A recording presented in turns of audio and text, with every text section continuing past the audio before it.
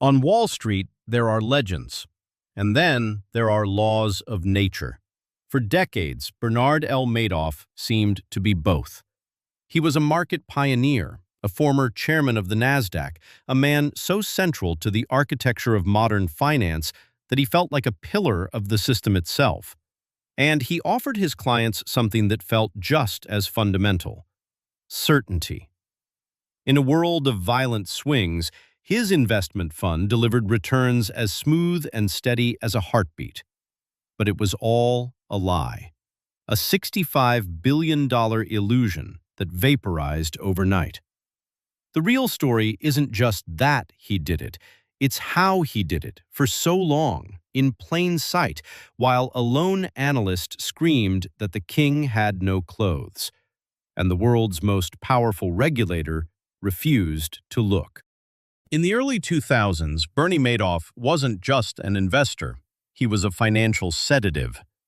While the dot-com bubble imploded and markets reeled from the shock of September 11th, Madoff's clients slept soundly.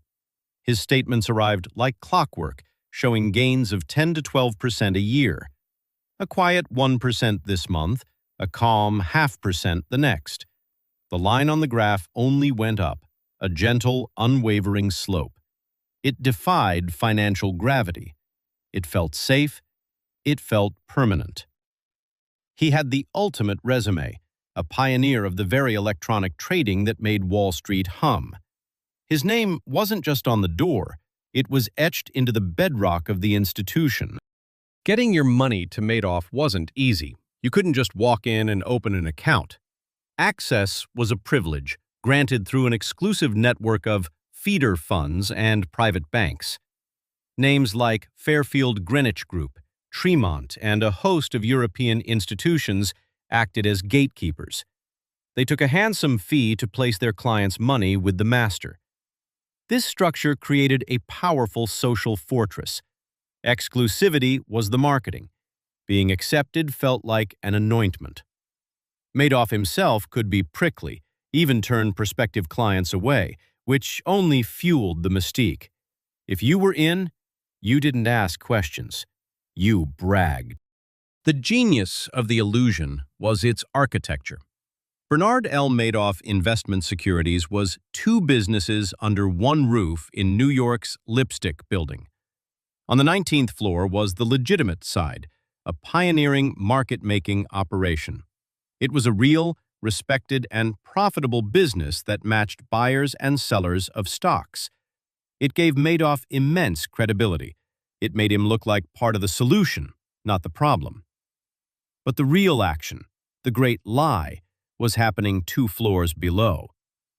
The 17th floor housed his investment advisory business. It was a black box. The legitimate trading upstairs provided the perfect cover for the fiction being printed downstairs. But not everyone was hypnotized. As early as 1999, a Boston-based financial analyst named Harry Markopolos was asked by his firm to reverse engineer Madoff's strategy to see if they could compete. He spent a few hours with the numbers and came to a swift conclusion. It couldn't be done. The returns were impossible. For the next 9 years, Markopolos became a man obsessed. He sent his first warning to the Securities and Exchange Commission, the SEC, in 2000. He followed up again and again.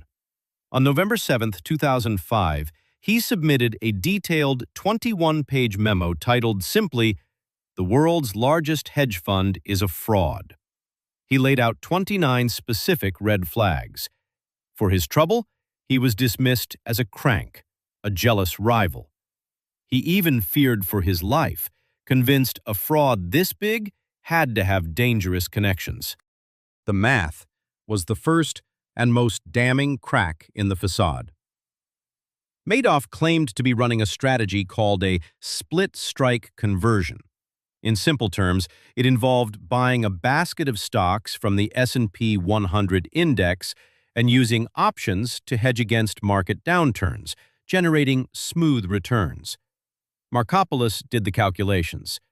For a fund the size Madoff claimed to be managing, This strategy would require him to buy and sell a staggering volume of options. In fact, on some days, his purported trades would have exceeded the entire volume of S&P 100 options traded on the entire planet. It was like claiming to own every car in America when a simple call to the DMV would prove otherwise. Markopoulos told the SEC exactly which calls to make. If the math was a crack, the auditor was a canyon. The firm signing off on the books of this $65 billion global financial empire was not one of the big four accounting giants. It was a three-person firm called Freeling and Horowitz, operating out of a tiny office in a suburban New York strip mall. The sole active practitioner was a man named David Freeling, an accountant who later admitted he wasn't even independent and that he never conducted a real audit. He simply rubber-stamped the documents Madoff's team gave him.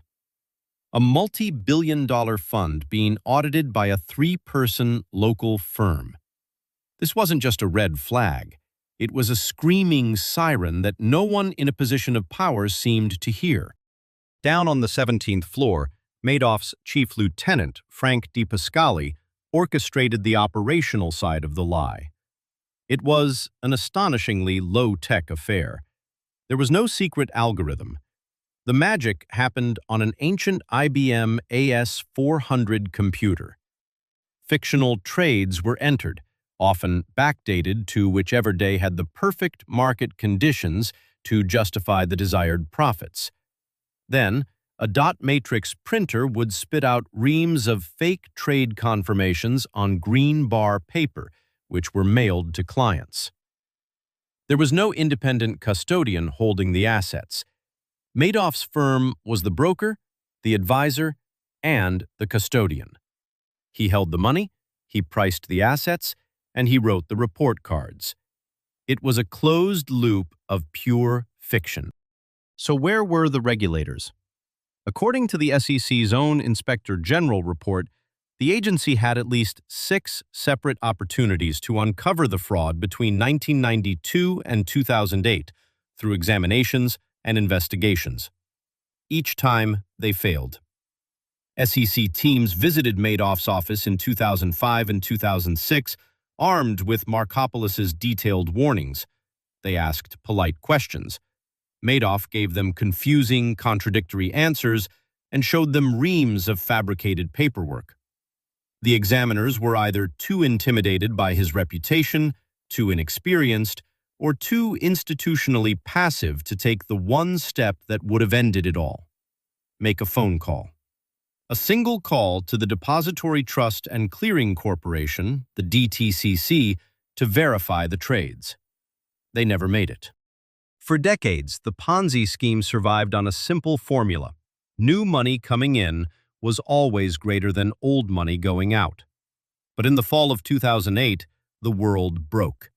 The collapse of Lehman Brothers triggered a global financial panic. Liquidity vanished. Suddenly, everyone, from retirees to hedge funds, needed cash. The requests for withdrawals from Madoff's fund, which had been a steady stream, became a tsunami. Investors wanted to pull out an estimated $7 billion. The flywheel that had spun for so long, paying old investors with new money, began to shudder and slow. The machine was starving. Madoff knew the game was over. He reportedly had only $200 to $300 million of cash left. On December 10, 2008, he gathered his sons, Mark and Andrew, in his apartment. They had run the legitimate market-making business upstairs and, by all accounts, were kept in the dark about the fraud on the 17th floor. He told them he was struggling to pay out year-end bonuses.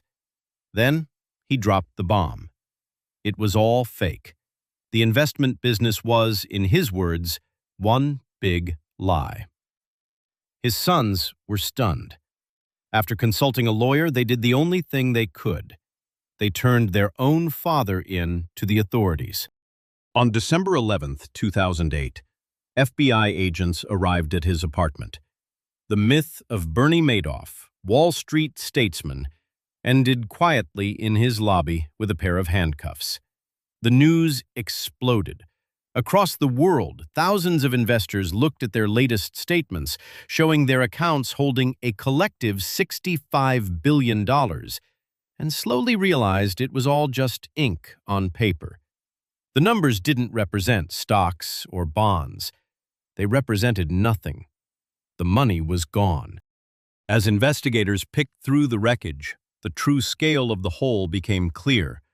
The $65 billion figure on the statements was mostly phantom profits, numbers that had been compounding fictionally for years.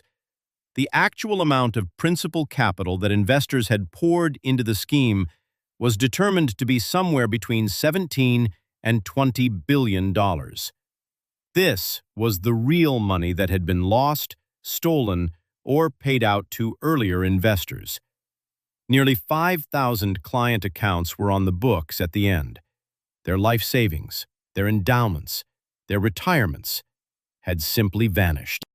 The victims were not just Wall Street titans. They were university endowments, hospitals, and charities.